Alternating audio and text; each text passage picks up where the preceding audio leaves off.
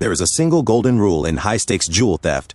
A rule so absolute that breaking it guarantees either a life behind bars or a bullet to the skull. The police call it the work of a phantom, but in the underworld, he goes by Mike Davis. Mike is not your typical desperate criminal. He is a surgical tactician who treats multi-million-dollar jewel heists like complex mathematical equations. The movie opens high above the labyrinthine highways of Los Angeles as Mike executes his latest operation. He tracks a high-end diamond courier carrying a briefcase loaded with real gems alongside dummy decoys meant to confuse security. Everything is going according to his strict playbook. But then, a shot rings out, and a stray bullet grazes the side of Mike's head. Mike escapes into the concrete grid, but the impact of that lead bullet rattles him to his core. His perfect streak is broken, his invincibility shattered, and his golden rule compromised. Across town, Detective Lou Lubesnik of the LAPD is staring at a massive wall map pinned with red markers along Route 101. Lou is an old-school, rumpled, obsessive detective whose personal life is crumbling. Lou has given everything to the job, but his sharp instincts constantly clash with institutional mediocrity. How the fuck should I know?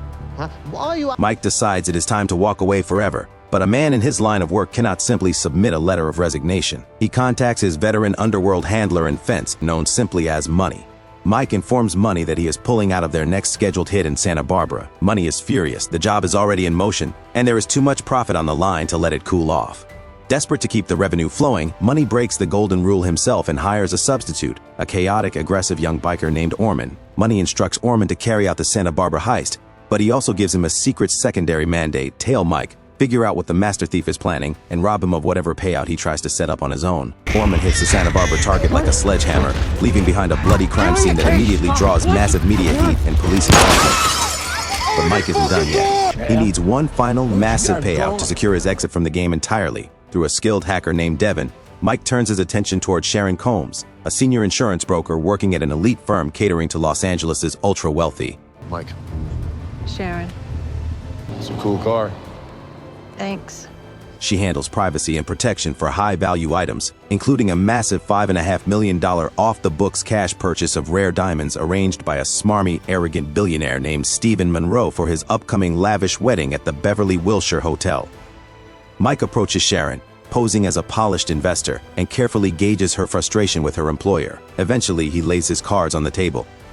He offers her a $3 million cut if she provides the internal security protocols, delivery routes, and timetables for Monroe's secret diamond drop. Sharon initially rejects his dangerous pitch, terrified of the consequences. Meanwhile, a young woman named Maya accidentally rear-ends his car. The collision leads to a genuine, tender spark. For the first time, Mike finds himself opening up to someone outside the criminal ecosystem. But his secret identity makes true intimacy impossible. Maya senses his constant vigilance, his hidden past, and his underlying detachment. Well, like in a drawer? As their romance grows, Mike begins dreaming of a quiet life far away from the asphalt of California, but the walls are rapidly closing in around him. Detective Lou continues to pull at the threads of the 101 case despite zero support from his department. Refusing to participate in a department cover-up involving an unrelated police shooting of a minor suspect, Lou gets suspended from active duty. Free from bureaucratic red tape, he goes full Rouge investigator. Lou's relentless tracking brings him to a quiet suburban neighborhood where he locates Mike's aging foster mother, Anne. Through old photographs and fragments of history, Lou slowly uncovers the tragic childhood that shaped Mike Davis, revealing a child forced to adapt, survive, and remain invisible from an early age. Lou unwittingly enrolls in the very same local yoga class attended by Sharon Combs. Two lonely souls strike up a casual, friendly connection, unaware of how their lives are intertwined through the shadowy figure of Mike Davis. Back on the streets, Mike spots Orman tailing him through the city. A heart-pounding, high-speed chase erupts through the tight turns and roaring traffic of Los Angeles, with Orman weaving violently on his motorcycle while Mike pushes his vehicle to the limit. Mike manages to corner Orman, realizing Money sent the unhinged biker to track his moves. Mike forcefully warns Orman to walk away before someone dies, but Orman's psychotic pride only swells. After being publicly humiliated by her boss once again while watch smarmy colleagues close lucrative accounts she built, she decides she is done playing by a rigged system's rules. She contacts Mike and agrees to become his insider accomplice, demanding her $3 million share of the score. She hands over the exact logistics for Stephen Monroe's Cash for Diamonds deal set to take place in the luxury wedding suite at the Beverly Wilshire Hotel. However, Orman has also been putting the pieces together. He brutalizes his way into Sharon's home, violently interrogating her to figure out Mike's next target. Broken and petrified, she flees to the one person she trusts, Detective Lou Lubesnik. In a tearful confession, she reveals everything. Lou decides to intercept the operation personally. Knowing the threat he poses to those around him, Mike visits Maya one last time. Unable to explain the truth without putting her in danger, he tells her he has to leave town permanently.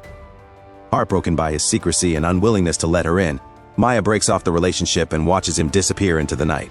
The day of the final heist arrives at the Beverly Wilshire Hotel. Mike ambushes the delivery team and takes the place of the lead security guard. What Mike doesn't know is that Detective Lou has already intercepted the delivery, taking the place of the actual courier carrying the cash briefcase. You don't have to laugh at his silly little jokes. Bunch of places.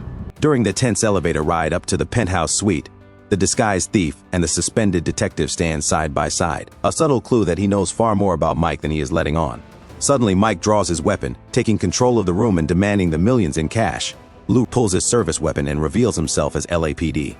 A tense, razor-sharp Mexican standoff ensues between master criminal and obsessive cop. The standoff is violently shattered when the suite door bursts open. Orman, disguised as a hotel room service employee, steps in with a gun drawn, determined to take the cash and kill everyone in the room. Orman opens fire without hesitation, shooting and wounding Monroe. Protecting the detective who tried to arrest him, Lou allows Mike to escape empty-handed down the service stairwell. Lou takes control of the room. Using his detailed knowledge of Monroe's illegal offshore financial crimes, Lou threatens to destroy the billionaire unless he supports a modified official story. Monroe and his fiancée agree to frame the deceased Orman as the sole mastermind behind the entire string of 101 heists. Lou secretly delivers the fortune in diamonds to Sharon Combs, giving the marginalized insurance broker the exact freedom and leverage she spent her life earning, allowing her to quit her toxic career and start a brand new life. Days later, Lou receives a mysterious text containing a set of GPS coordinates and a cryptic photograph. His immaculate, classic green 1968 Chevrolet Camaro, a parting gift from the phantom thief to the detective who finally understood him. Maya receives an envelope in the mail.